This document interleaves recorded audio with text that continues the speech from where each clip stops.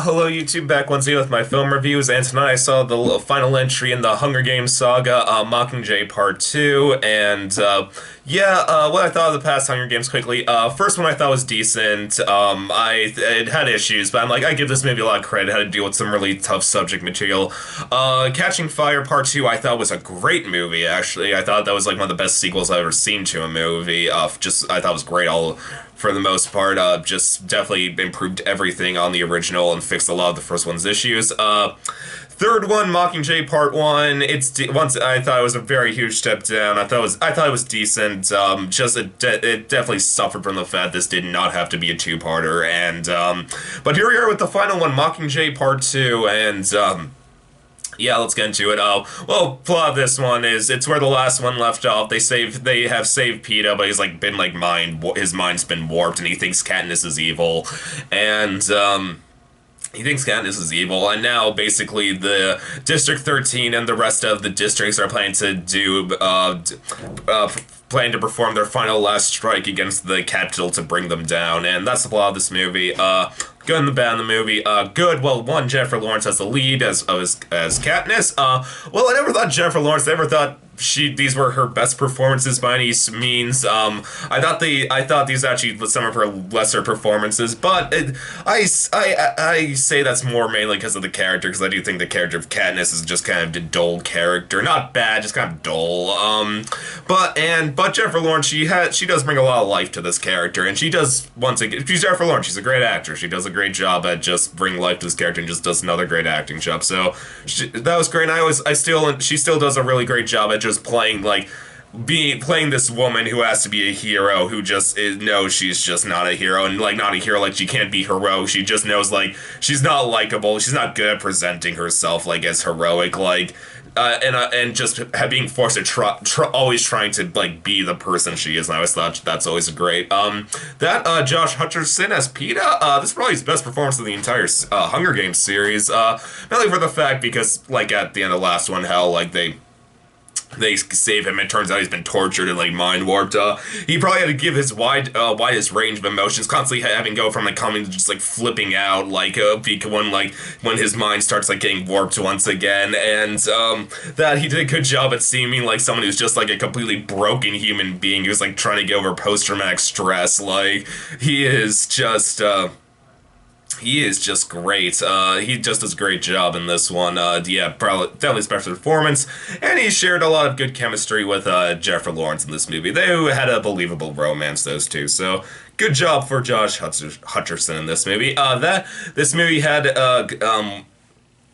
This movie also, all the supporting actors did a really good job, and I give this movie all credit. They had a lot of supporting characters to juggle in this movie. Everyone from Liam Hemsworth to Sam Claflin to Natalie Dormer to Elizabeth Banks to Woody Harrelson to Donald Sutherland to Jenna Malone as what's her name? Character name Joan, right? The one. I forget what her name is, but I was really glad to see her one more time. She's still just as batshit, such a batshit show stealer of a character. She once again just couldn't take my eyes off her anytime she was in a shot. She did a great job. But probably the best side for good performance was Julianne Moore as President Coin. She was mesmerizing in this role. Julianne Moore. She was just such a creepy and calculated woman who just knew how to play a war, basically. Just I love the fact she doesn't really like Katniss, but as soon as they think Katniss is dead, she instantly has a video of just in tears over Katniss's death and just making Katniss a martyr, and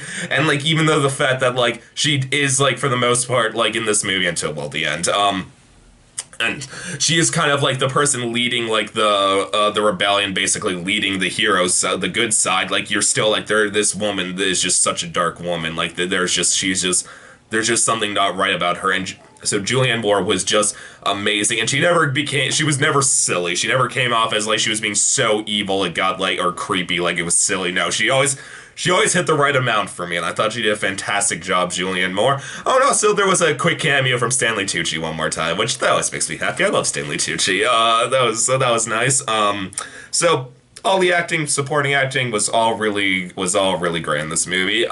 This movie had a very suitably grim tone for the closure to the series. Everything just from the opening scene in this movie, I thought that was a fantastically directed scene. Like, I just like it starts off like after Katniss being surviving from almost being choked to death by PETA at the end of the part one, just getting her neck braced off. You just see like all these really black bruises on her neck, and then all these bruises on her neck, and then just like the doctor just saying, say my name is Katniss Everdeen, I am from District 12. I was like, okay, so that's how they're gonna get her to say the line. I love when she tries to speak at first, though. She can't get the words. She can't do it. Like, her voice is still too, her vocal cords are still too bruised. I thought that was really well done. So this movie starts grim and it never lets up. This is such a grim movie. That just, it did feel like this was just a war. It was just a war. There's no heroes. There's only grotesque violence. Just anytime there was an action scene or like someone, or like they like were able to survive something, it never felt heroic. It never felt like, it never gave you a nice warm feeling. It just felt cold and empty as you just watched these characters die as they tried to survive the situation. Like, you were never like, yay, when something happens. You were always like, oh, this is happening. Like, this is really dark. So, had a really nice grim tone. Definitely did a good job at showing the horror of war. I thought this, so I give this movie a lot of credit. That I still, this movie still continued the series, staple of the commentary of fame, and it still did a great job with that.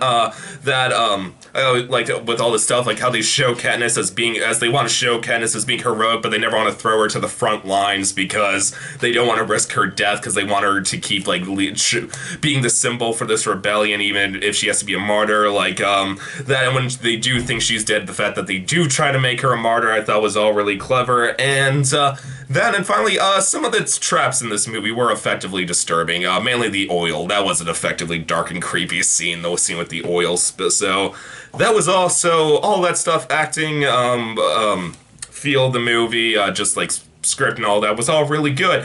So what was the bad of this movie? Because this was by no means a perfect movie. Well, the number one issue with the freaking Hunger Games series, book or movies in general, is the love triangle between Katniss, PETA, and Gale. Just, it's still so annoying in this movie. It feels so, anytime it starts appearing, it's just a huge groaner. Like, you're always like, I could hear some of my people in the audience just groaning when they went back to the love triangle. I was like, oh god, are we really doing this?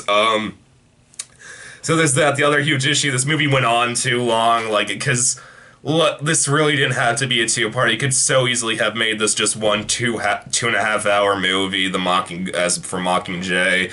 So there's just one too many scenes where they're clearly just trying to pad the runtime, when there'll just be scenes with Jennifer Lawrence just like walking down a hallway, not saying anything, or just staring at something without saying anything. It gets annoying. Like, there are points you will be feeling this movie drag. That some of the scenes were just weird or unintentionally hilarious in some of them.